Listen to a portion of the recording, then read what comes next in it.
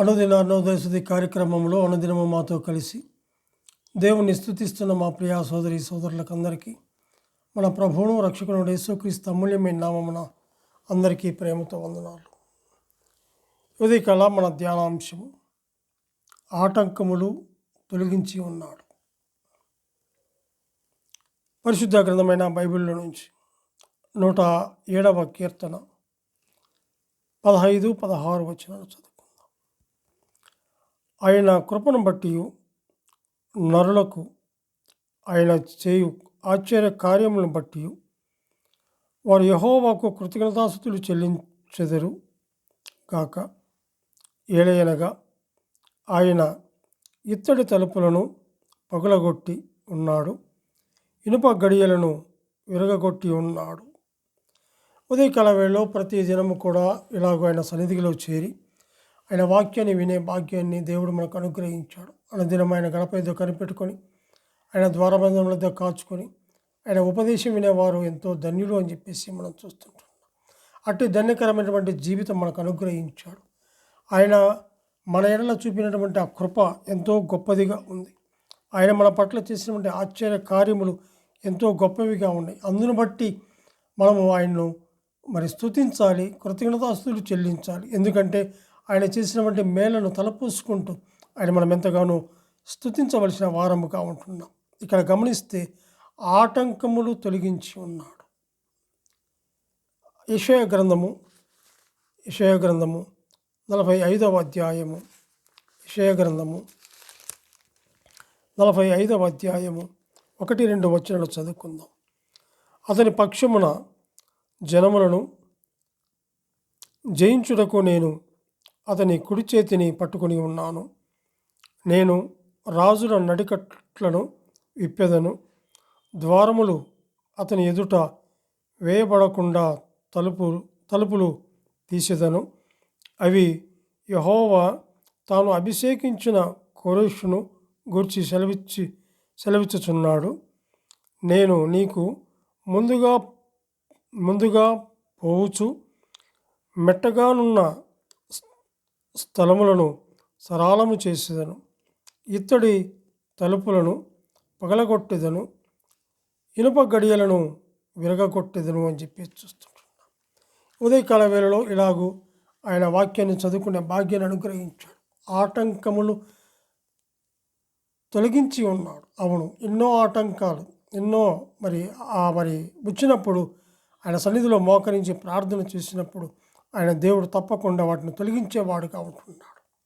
ఇత్తడి తలుపులను పగలగొట్టి ఉన్నాడు, ఇనుప గడియలను విరగగొట్టి ఉన్నాడు. ఇదే మాట కోరెషును గురించి ప్రవచనాత్మకంగా చెప్పబడినటువంటి విషయాలుగా మనం ఇక్కడ చూస్తాం. అంతేకాదు కానీ బబులోను దేశమును స్వాధీనపరుచుకున్నటకు కోరెషు ముందు ఉన్న ఆటంకములన్నిటినీ తొలగించి ఆ దేశమును కోరెషు స్వాధీనపరుచుకునేలా చేశాడు. ఎంత గొప్ప దేవుడు! కోరెషు విషయంలోనే కాదు కానీ నేను ఆ విషయంలో కూడా ఎన్నో ఆటంకములను తప్పించిన వాడుగా ఉంటున్నాడు. నన్ను భద్రపరిచిన దేవుడుగా ఉంటున్నాడు. ఎన్నో అపాయముల నుంచి, ఎన్నో కష్టముల నుంచి, ఎన్నో ఇరుకుల నుంచి తప్పించిన వాడుగా ఉంటున్నాడు. అందును బట్టి ఆయన మనం ఎంతగానో స్తుతించాలి. తన ప్రజల జీవితంలో ఉన్న ప్రతి ఆటంకమును ఆయన తొలగించే దేవుడుగా ఉన్నాడు. అందును బట్టి ఆయన మనం ఎంతో స్తుతించవలసిన వారముగా ఉంటున్నాం. ఇక్కడ చదువుకున్నటువంటి ఈ లేఖన భాగములో ఇత్తడి తలుపులను పగలగొట్టేదను, ఇనుప గడియలను విరగగొట్టేదను. అక్కడ 3వ వచనం అంటాడు, పేరు పెట్టి నిన్ను పిలిచిన ఇశ్రాయేలు దేవుడనైన యెహోవాను నేనే అని నీవు తెలుసుకున్నట్లు అంధకార స్థలములలో ఉంచబడిన నిధులను, రహస్య స్థలములలోని మరుగైన ధనమును నీకు ఇచ్చేదను అని చెప్పి చూస్తాం. అవును, ఆయన పిలిచిన దేవుడు. అంతేకాదు అవి ఉన్నటువంటి వాటిని మరుగైన స్థలంలో కూడా ఉన్నటువంటి వాటిని కూడా ఇచ్చేవాడుగా ఉంటున్నాడు. రహస్య స్థలముల్లో మరుగైన ధనము ఇస్తాను అని చెప్పేసి ఆయన చెప్పిన మాటను బట్టి కూడా మనం ఎంతగానో స్తుతించవలసిన వారముగా ఉంటున్నాం. ఆశ కలిగిన ప్రాణాలను తృప్తిపరిచేవాడుగా ఉంటున్నాడు. అంతేకాదు ఆటంకములను తొలగించేవాడుగా ఉంటున్నాడు. కోరేషుని గురించినటువంటి ఆ ప్రవచన ఆత్మమైనటువంటి ఆ యొక్క ప్రవచనగా నెరవేర్చబడినట్లుగా మనం చూస్తాం. నేను రాజుల నడికట్టును విప్పెదను, ద్వారములు అతని ఎదుట వేయబడకుండా తలుపులు తీసేదను అని చెప్పి చూస్తుంటాం. అవును, ఆటంకం ఏదైనా ఉన్నప్పుడు ఆయన సన్నిధిలో మరి మరి తలపెట్టి మరి ప్రార్థన చేసినప్పుడు తప్పకుండా వాటిని తప్పించేవాడుగా ఉంటున్నాడు. తప్పించే దేవుణ్ణి మరి నీ పట్ల నా పట్ల కృప చూపించినటువంటి దేవుణ్ణి ఎంతగానో మనము స్తుతించవలసిన వారముగా మనం ఉంటున్నాం. బబులోను దేశమును స్వాధీనపరుచుకున్నట్టుకు కోరేషు ముందున్న వంటి ఆటంకములన్నిటినీ తొలగించి ఆ దేశమును కోరేషు స్వాధీనపరుచుకునేలా చేసినట్లుగా మనం చూస్తుంటున్నాం. తన ప్రజల జీవితాల్లో ఉన్నటువంటి ఉన్న ఆటంకాలను తొలగించినాడు. అవును, నీ పట్ల నా పట్ల కూడా ఆయన ఎంతో ప్రణాళిక కలిగిన వాడుగా ఉంటున్నాడు.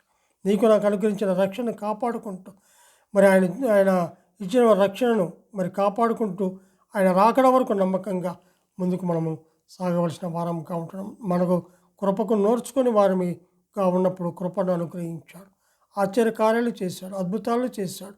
ఆకలి బాధలో ఉన్నటువంటి వారిని కూడా తృప్తిపరిచిన వంటి వాడుగా ఉంటున్నాడు. అలాగే ఇశ్రాయేలు జనాంగానే కాదు, సంఘకాలంలో మనల్ని కూడా భద్రపరిచి కాపాడి మన అక్కర్ల అవసరాలన్నీ కూడా తీర్చినటువంటి ఆ దేవాతి దేవుణ్ణి స్తుతించి గణపరిచి పూజించి నమస్కరించవలసిన వారంగా ఉంటున్నాం. దేవుడు తన వాక్యాన్ని దీవించను గాక. ప్రార్థన చేసుకుందాం.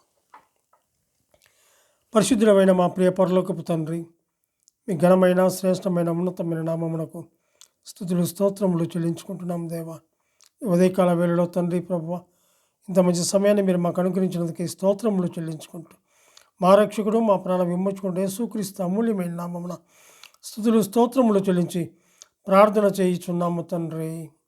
ఆమెన్.